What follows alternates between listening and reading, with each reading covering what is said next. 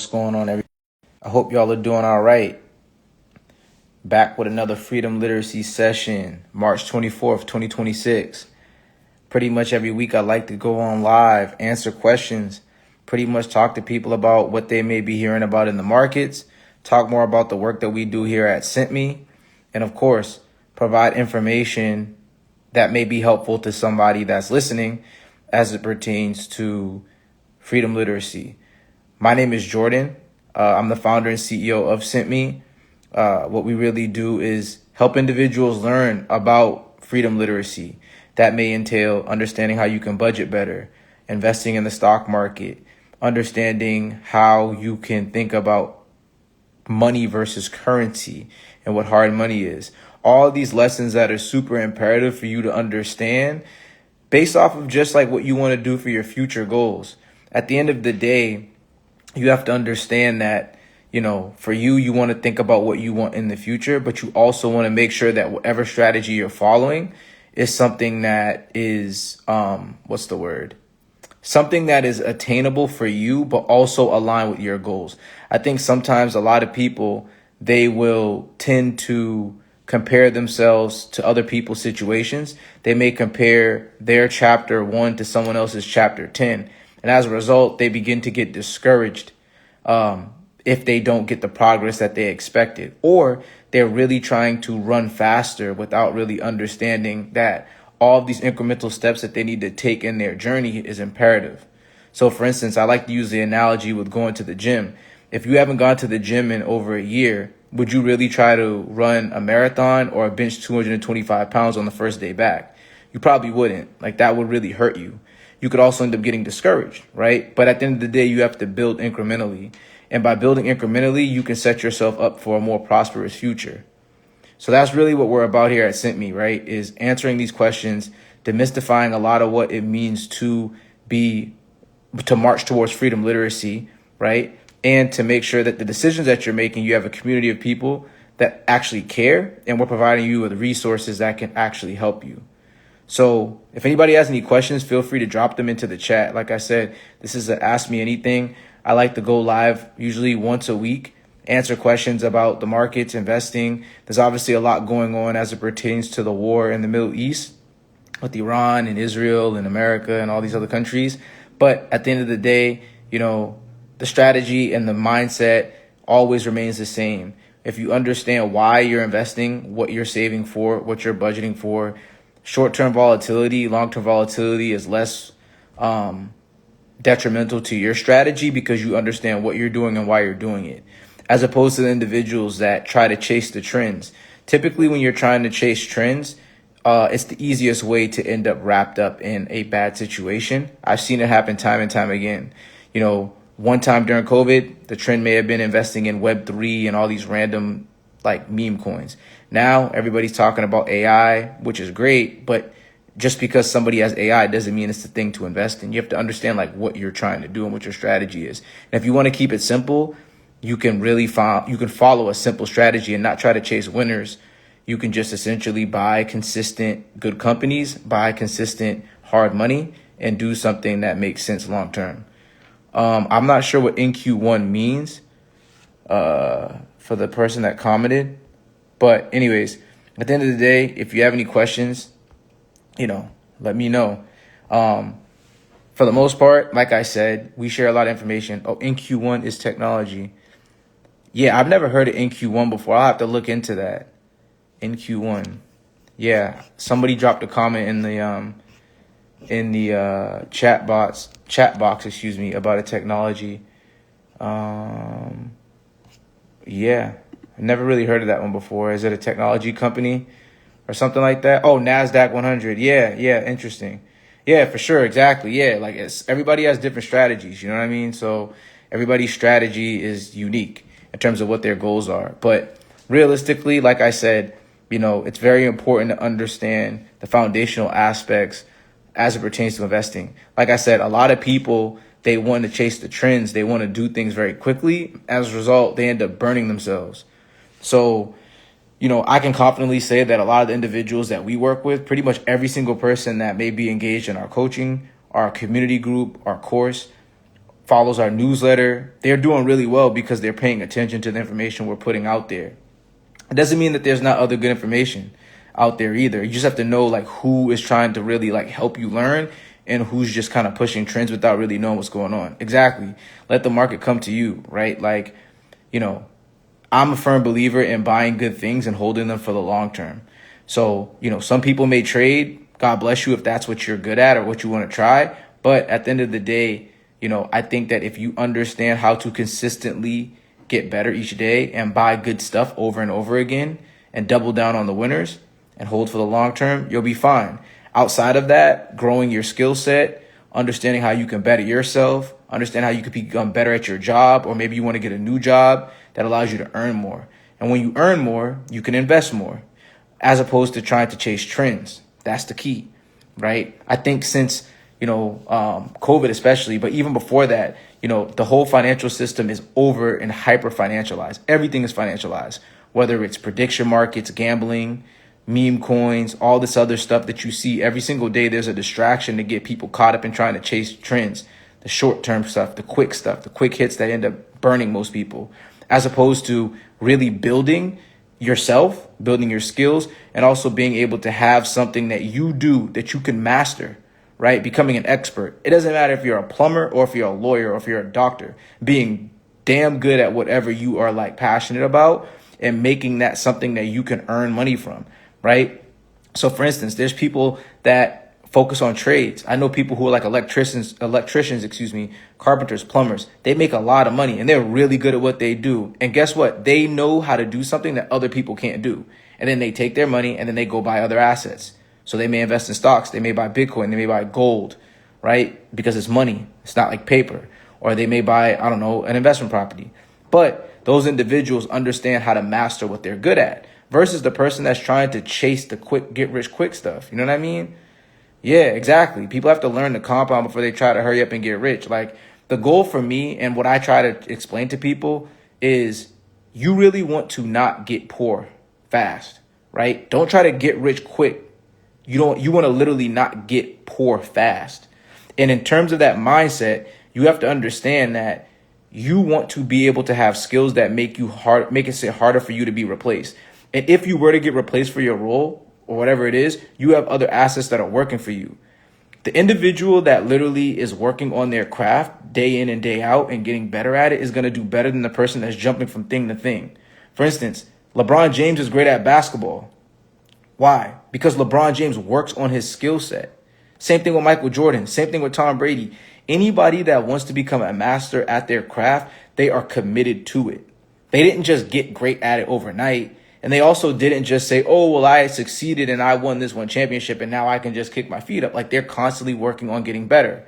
And I like those examples and those individuals too with Michael Jordan and LeBron and Tom Brady because they all understood how they can not only work hard at their craft, but then take that mindset and then apply it to other things that they invest in, other ventures that they're involved in.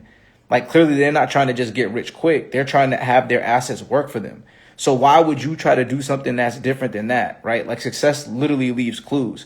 It doesn't mean you have to be a professional football player or basketball player.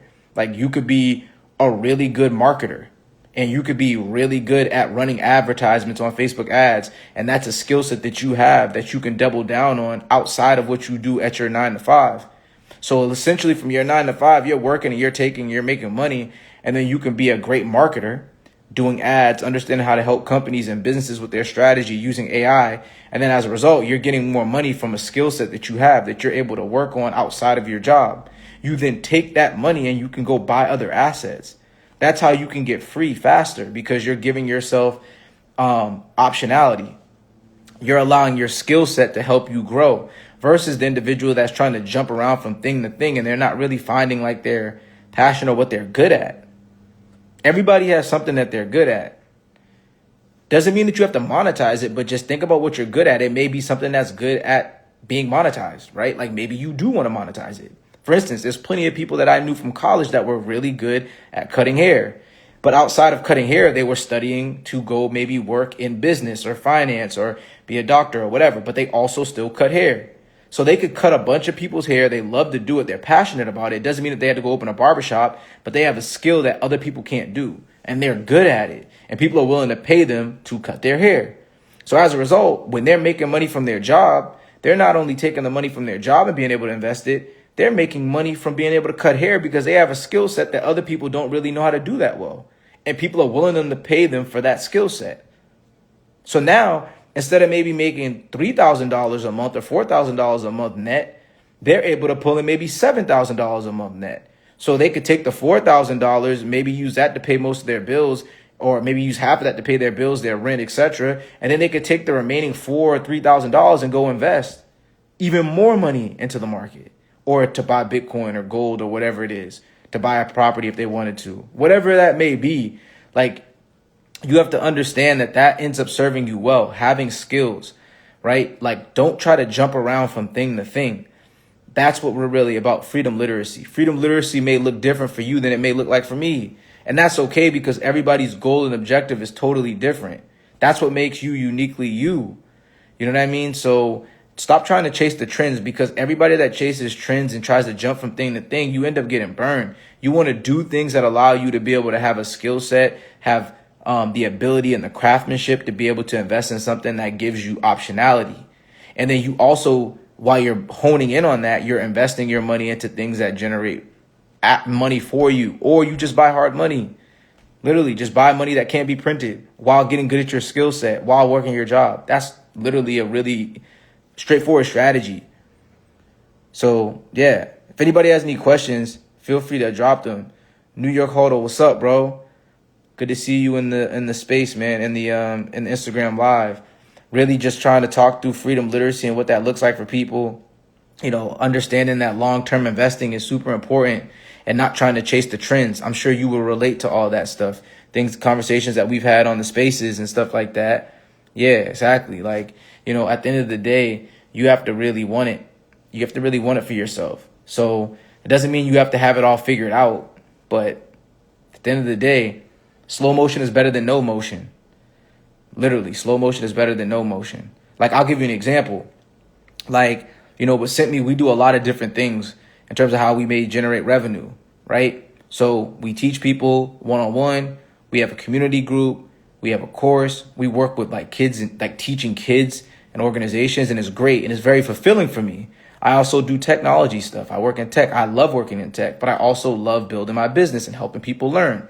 I also made merchandise with the denominator matters to get that message out about sound money and hard money. So I can essentially sell people a shirt that has a positive message, and people pay me for the shirt. And I literally had the idea. My fiance helped me design the shirt and the logo, and people are really getting behind it. And now that the shirt and the merchandise, long sleeve, short sleeve, is making money. Like, but I'm not doing it just because I want to just chase the trend. I actually really care about helping people learn. So for me, it's not work. You know what I mean? It's not work. Exactly. Yeah. No one can picture themselves at 70. That's the holdup. Yeah. Like, most people, they can't really understand. Like, they don't really see the future of them getting older. And at the end of the day, like, my goal is to not have to work if I don't want to. I work because I want to. You work on the things that you want to work on versus like trying to chase the trend, right? Like, I think the saddest thing in the world is seeing really old people have to go back to work and be like greeters at Walmart, or like work at different companies or work at different stores because they like may have gotten a bad situation. They didn't understand it. I know people who've had to go back to work when they were older, and they've literally told me what to avoid. So to your point, New York Hodl, like, you make a great point, bro. Like, I know people that have dealt with that. You know what I mean? Like, I know people who've experienced that. So they've given me sound advice in terms of what to do and what not to do. But at the end of the day, right, like, with these devices and with technology and with books, like, you can literally like learn anything. Like, if you wanted to literally go learn how to like be a good ad runner for Facebook ads, and understand how you can go call up a bunch of business and help them run ads using AI and help them with their strategy, that's a dope skill. That's something that other people may not be willing to do. The person who's traditionally doing advertisement may not even have an edge because they're not even trying to use the technology that's available to them. They're like resisting it, right? You have to embrace the change, embrace newness, embrace opportunities that may be ahead of you. And at the end of the day, like, you miss out on opportunities to the people that are willing to put in the work. That's really what it is. You can't like want the outcome and not be willing to put in the work. It's just that simple, right? Like, I can't be mad at anybody that's putting in work, right? The person that's willing to show up day in and day out and put in work to master their craft and get better. And eventually they're going to get compensated for their skill set because they're showing up and they're putting in the work. Or they may end up finding another opportunity through showing up every day, right? Like going in, being positive, being a thinker, like trying to be creative, thinking of different ways that they can better themselves versus, like you said, not really thinking about what life looks for them when they're 70, right? Like, it's key. You got to really, really focus on that stuff. Like I said, it doesn't mean that you have to have everything figured out, but you definitely want to keep that in mind. And the more you keep that in mind, and the more you're in line with that type of perspective and POV, the better off you'll be down the road. You know? Like, most people who I know who've done that, that's how they've gotten ahead. Exactly. Even if you try, New York Huddle was saying, even if you try and get nothing, you're ahead of where you would be if you did nothing. You got more knowledge. Exactly. One of my professors, he's a mentor of mine from undergrad, and he always said to me, he was like, there's no such thing as failure, only new information. And I was like, yo, like, that's mad insightful. Most people, especially in school and academia, it's like the idea of getting a bad grade is like the world ended. Like, yo, bro, if you do get a bad quote grade, like, the world's not over. You just literally like look at the problems you got wrong and practice them. But everything's like a grade. Check the box. Like, bro, at the end of the day, like, the world doesn't work like that. And I think that's kind of a thing that stunts a lot of people, is they're like thinking about like the book or the way that you get taught in school. And it's like, oh, check the box, you got an A. But the world doesn't reward you for stuff like that. The world rewards people that have skills and can do stuff. And you may not be like great at that thing all the time. You just have to understand, how do you fail forward? You didn't fail. You got new information to be able to move forward, to be better at it. That works every time. The person that can literally get knocked down and literally gets right back up. There's something to be said about that. The person that literally does not quit. Tenacious. Right? You just show up every single day. Put your best foot forward. Learn some new information, apply that new information, move forward and get better. If you do that, you can't lose. It's impossible. It's literally impossible to knock that person down because they're not willing to quit. Real talk. They're taking that knowledge and that insight and applying it going forward. Do that over and over again, I promise you, you're going to end up better on the other side of things. Versus the person that's willing to quit just because something didn't go their way. Like, that's life. Like, at the end of the day, like, everything may not go the way you want, but you didn't fail. You just got new information, and everything happens for a reason. That's my motto. Like, at the end of the day, every single thing happens for a reason, because there's another door that God may have for you. I've seen that in my life. So I'm just like, hey, I'm going to keep pressing forward, because I know that, you know, if I put my best foot forward, I put good out, I be good to people. Are you good to people? Are you kind? You're rewarded. You get blessed by blessing other people. It's just what it is. You get more knowledge, you bless other people. It's like a circle. It's like a big combustion snowball for you, and it like builds and it builds and it builds, and it gets better. And you keep rolling and rolling and rolling. That's the best analogy I got for you. You know? Does anybody have any more questions though? Like, feel free to drop any in the comment box. Like I said, I like to keep this open as like a Ask Me Anything. Maybe you want to learn more about what we do at Sent Me. Maybe you want to understand more about the markets. Exactly. Instant gratification has people thinking everything has to be a home run in the first swing. Wins can be made with singles and doubles. Exactly. You know what I'm saying? There's people who have like the best RBI. They may not be hitting home runs. They getting RBIs. They're helping other people around them get on base. You know what I mean? Like, they're getting on base. They're hitting singles and doubles. Like, you know what I mean? Like, that's key. Everybody doesn't need a home run. People are just trying to swing for the fences on the first go. It's crazy.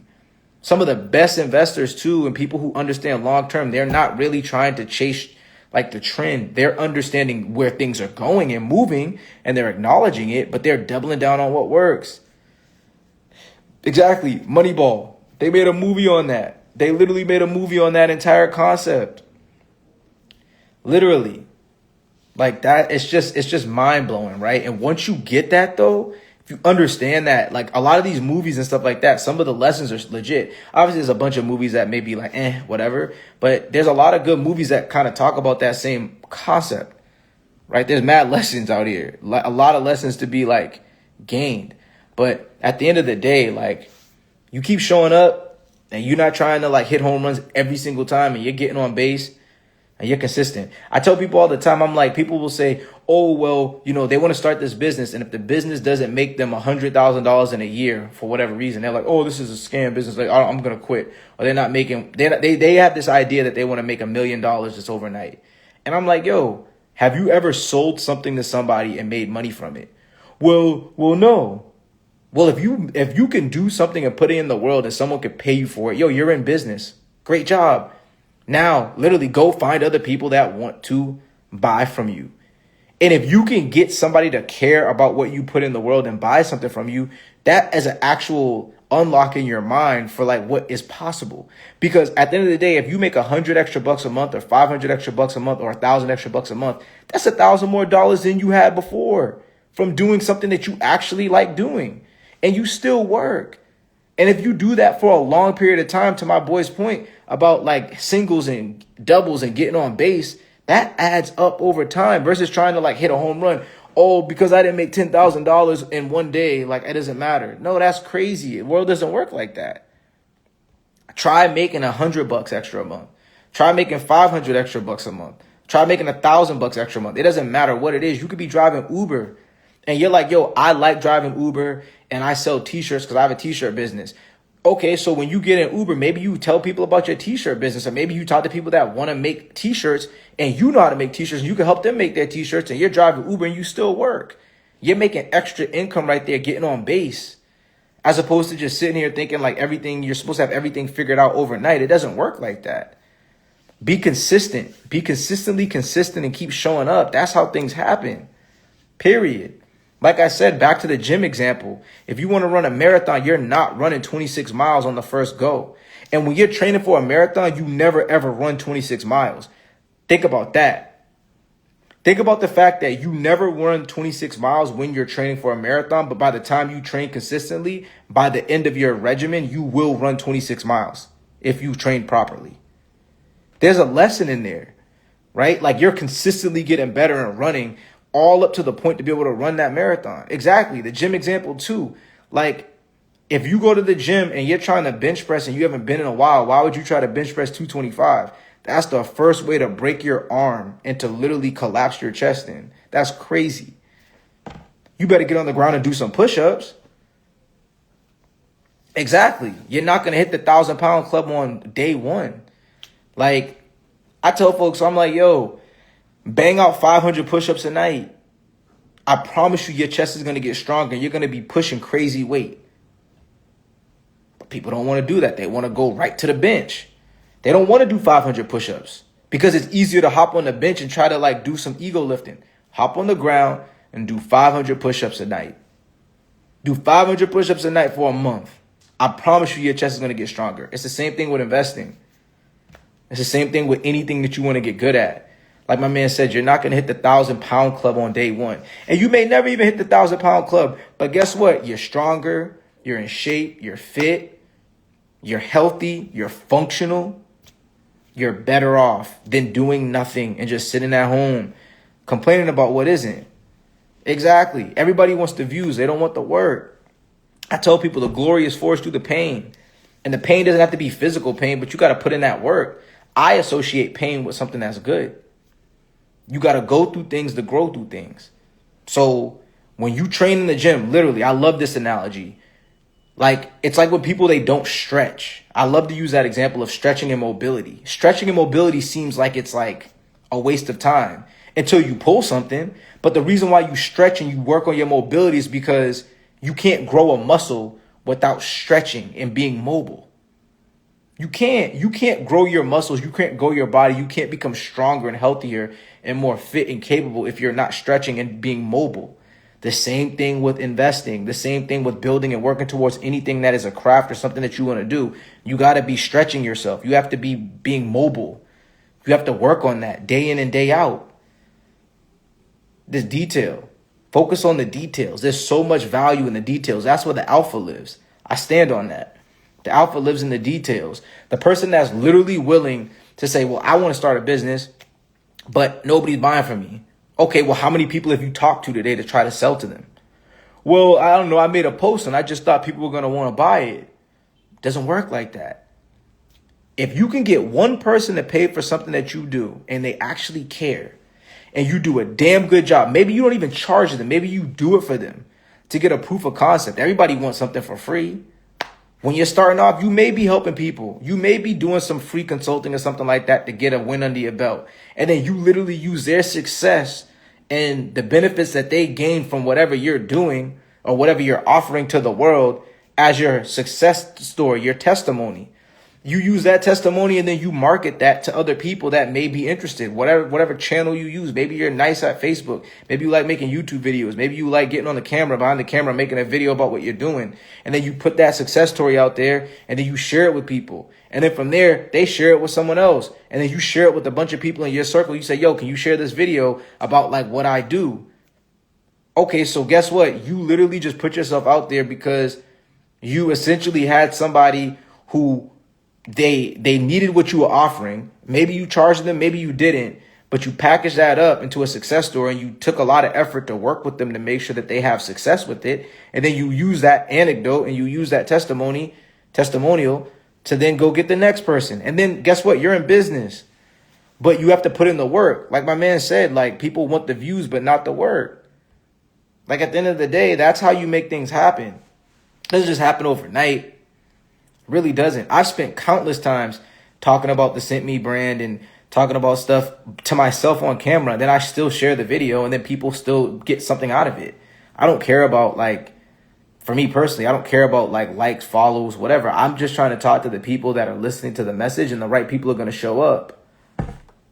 That's it. And then more and more, it starts to catch fire. And that's essentially what happened with me. Like the stuff that I share, working with different people, sharing, knowing that like what I'm trying to explain to people and what I am explaining to people is what I do in my own personal life and it works. So I'm like, hey, if it works for me, it'll probably work for you. Maybe your strategy or what your goals are a little bit different than mine. But either way, most people want to learn how they can make their money work for them more efficiently and understand what this stuff means. So I found that as one of my passions. I enjoy doing it. It's not work for me. It's something that I like to do. You know what I mean? And as a result, people are willing to pay me for it. Exactly. I love that. Messi was asked how he became an overnight success, and he said it took 20 years for him to become an overnight success. Look at this dude. Messi literally like worked his butt off and literally won a World Cup, the last World Cup, after literally falling short. He didn't quit. This man is literally going to get paid forever because he literally has that tenacity in him. He doesn't quit. He worked on his craft. He wasn't an overnight success. To some people, the success, whatever they have and whatever they like, whatever people witness and see, they think, oh, they just had it all figured out. No, they put in the work. Literally, they just put in the work and they weren't willing to, they didn't quit. They just kept showing up day in, day out. They showed up. They put their best foot forward. And as a result, you will reap what you sow. You'll reap what you sow. So if you're sowing bad fruit and sowing BS, you're going to get BS. If you're reaping and you're sowing good and you're really putting in the time and you're putting something good out there to try to help people, you will sow success. It's just that simple. You have to put in the work. There's no substitute for the work. No substitute. There's no 10-step plan for the work. It doesn't work like that. There's no 10-step process. You got to be willing to put in the pain. You got to be willing to put in the effort. If you put in the effort, you'll be fine. Exactly. When no one's looking, people want motivation when they really need discipline and consistency. I was just talking to my uncle about that. We were talking about that at his gym. He has a gym not far from where I live. And I'm like, yo, like you may not be motivated all the time. Like I went to the gym today. I was like, I'm tired. I'm sore. But it was an incredible session with my friends that I trained with. It was incredible. And we're all getting stronger and we're getting better because the discipline has to outweigh the motivation. The discipline always has to outweigh the motivation. You may not be motivated all the time. It happens. You literally may not be motivated, but your discipline is literally what allows you to get to that next level. Period. If you're not disciplined, like, I'm sorry, I don't know what to tell you. You may not be motivated, but that discipline is going to keep you in line. It's just a fact. So, yeah, but listen, I appreciate everybody that showed up to the live. New York, man, appreciate you for your insight, bro, and always, showing love and, looking forward to continuing to grow with you, learn from you, bro, on X. Y'all give New York Huddle a follow on X. He's always dropping gems, always dropping value. Literally is about to retire from the military, is a BTC stacker, just out here making things happen. So shout outs to him for always showing love and being an example. And also thank you for your service, my good brother. Like I said, it's good to connect with great people that are like-minded along this path to freedom literacy. So definitely got to get you up here on the stage next time to maybe talk to the Sent Me community about your story. But appreciate you participating, bro.